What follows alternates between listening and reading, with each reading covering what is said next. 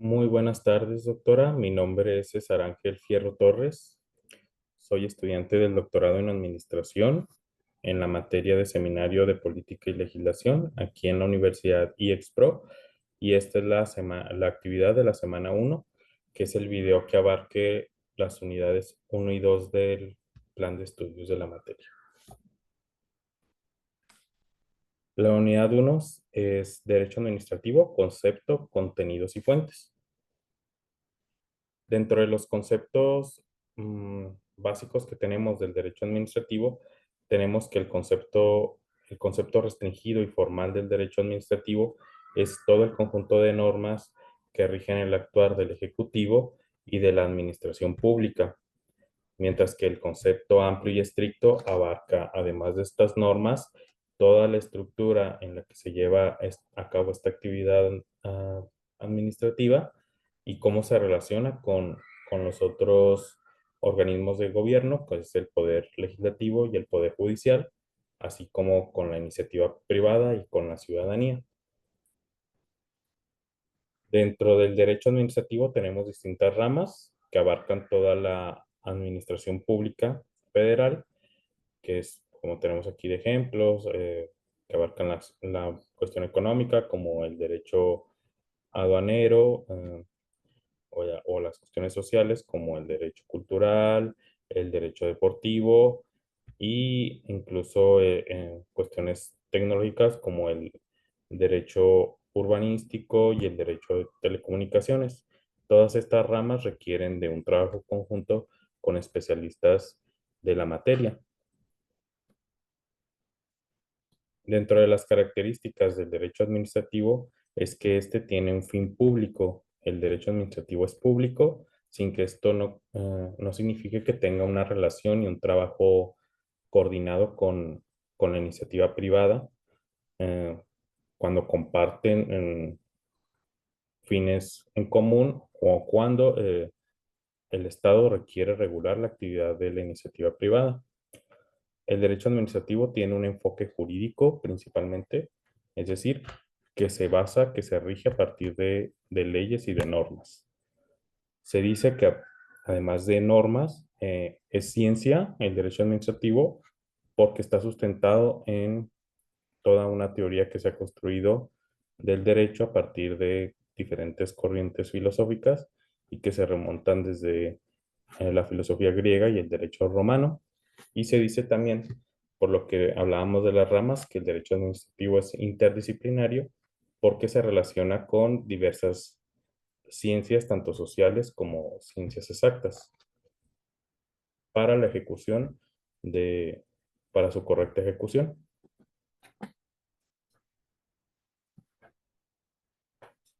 Dentro de las fuentes del derecho tenemos las fuentes históricas, que son básicamente todos esos documentos, vestigios,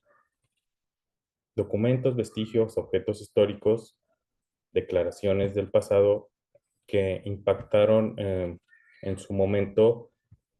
en la sociedad y que implicaron el hecho de cambiar ciertas normativas, de cambiar el derecho administrativo y la legislación en su conjunto. El ejemplo que se me vino a la mente fue el Plan de San Luis de Madero, que proponía y que inició la Revolución Mexicana la no reelección, ¿no? Y a partir de este plan, que no era una ley ni mucho menos, era un manifiesto, se crea la Revolución Mexicana y en consecuencia se hace la Constitución, las reformas a la Constitución que nos rigen hasta ahorita de la prohibición de la reelección. Otra de las fuentes son las fuentes materiales o materiales reales o fuentes reales, que son aquellos sucesos del acontecer cotidiano que impactan en la sociedad, ¿no? Que puede ser culturales, económicos, ecológicos y en algunos casos pandemias como fue el caso del COVID-19, ¿no? Que ha sido, yo creo, el suceso más con mayor impacto en nuestro siglo, la pandemia, la pandemia de COVID-19,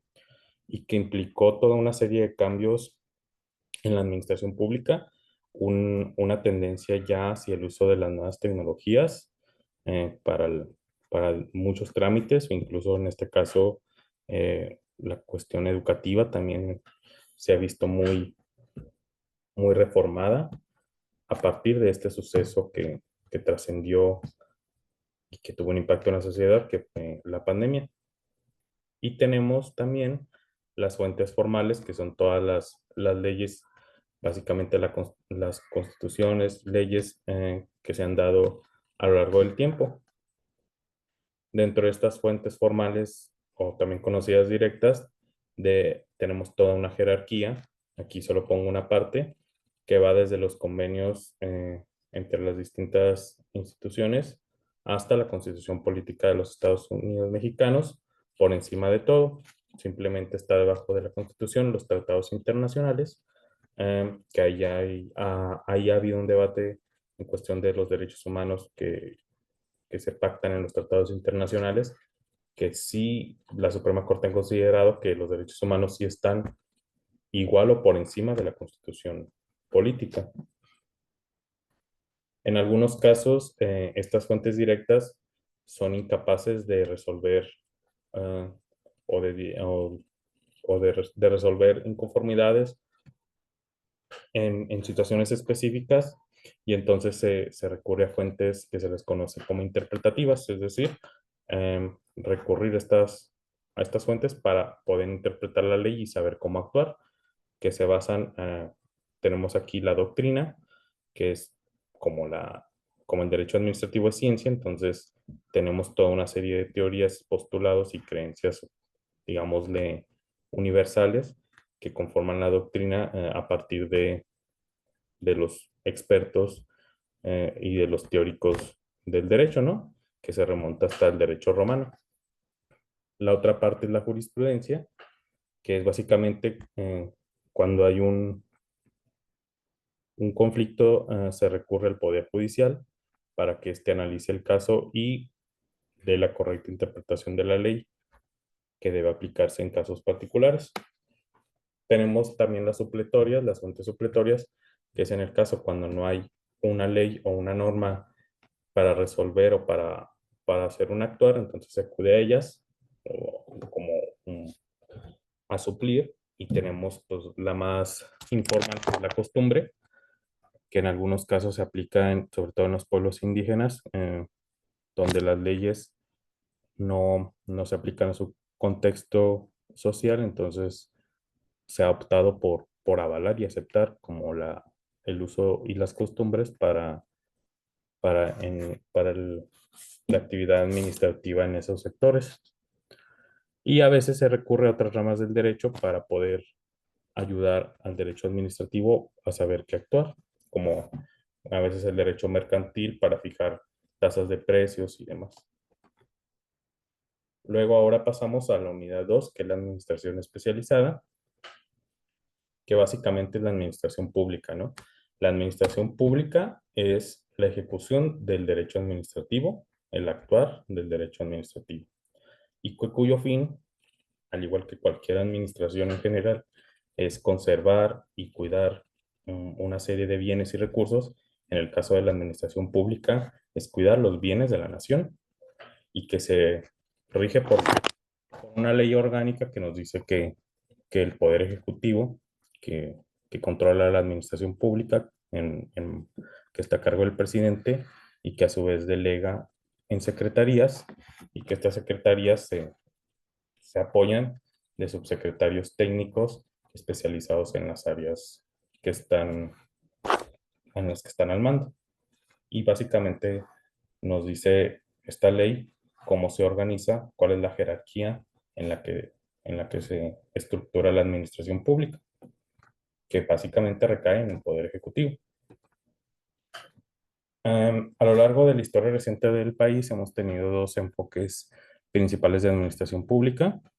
que tenemos la administración pública centralista, que tuvo su auge en el Milagro Mexicano, mm, y que pues es un enfoque autosuficiente, nacio- nacionalista, con cumplimiento al derecho, bueno, se supone, cumplimiento al derecho y a la normatividad, y una estructura vertical, ¿no? Esta estructura tuvo su declive al final del sexenio de Luis Echeverría por decisiones que se tomaron de manera poco pensada en materia económica y que fueron insuficientes para atender los graves problemas del país que se sufrían, ¿no? Y eso orilló a, a una corriente nueva, que fue la corriente neoliberal, que también se le conoce, que básicamente es una administración pública descentralizada que busca dar mayor poder y menos mayor poder a la iniciativa privada, a la administración privada y menos obligación a la administración pública. Recordemos que fue la época de las privatizaciones, porque a partir del gobierno de Carlos Salinas se cree que el libre mercado, que la creación de mayores empresas en control de la iniciativa privada generaban mejores resultados que la administración pública, ¿no? Y el Estado se achicó, pero menos las secretarías, y las secretarías se enfocan en resultados. La mayoría, el enfoque neoliberal busca resultados con base en números financieros, en estados financieros. El último gobierno que manejó esta política fue el gobierno de Enrique Peña Nieto y pues recordemos que en el 2018 retornamos otra vez a una administración centralista con Andrés Manuel López Obrador. Y pues el nuevo derecho administrativo pues se basa en una teoría técnica unilateral de los diferentes autoridades estatales, digo, autoridades del Estado, sin tomar en cuenta la normatividad y las leyes que rigen su actuar de forma discrecional, o sea, de forma autónoma, eh, sin consultar a los diferentes mm, organismos y pues de manera demagógica, esperando sustentando las acciones unilaterales del gobierno a partir de una validación en las urnas, ¿no? Por parte del pueblo. Y mi postura crítica hacia esto, pues es que esperamos ahora con el nuevo gobierno una administración pública nuevamente regulada, sustentada en la normatividad, en las leyes, que está bien, que me parece muy bien de este gobierno que se busquen perfiles técnicos para las secretarías para dirigir la administración pública, pero esta autoridad técnica que tienen los funcionarios no debe estar ajena de todo un proceso administrativo, de toda una normatividad que regule su actuar, porque si no hay instituciones fuertes y sistemas de regulación del aparato del Estado, posiblemente volvamos a recaer en los mismos vicios de corrupción, ineficacia, em, desatención de las causas sociales, que es lo que busca este gobierno, ¿no? Y pues esperemos, yo tengo confianza en que esto mejore y pues de mi parte es todo. Muchas gracias. Aquí tengo las referencias. Incluí, incluí además de la bibliografía sugerida el libro de Derecho Administrativo Mexicano de Nava Negrete, que me ayudó a complementar algunos puntos. Muchas gracias, doctora, y quedo atento a sus comentarios.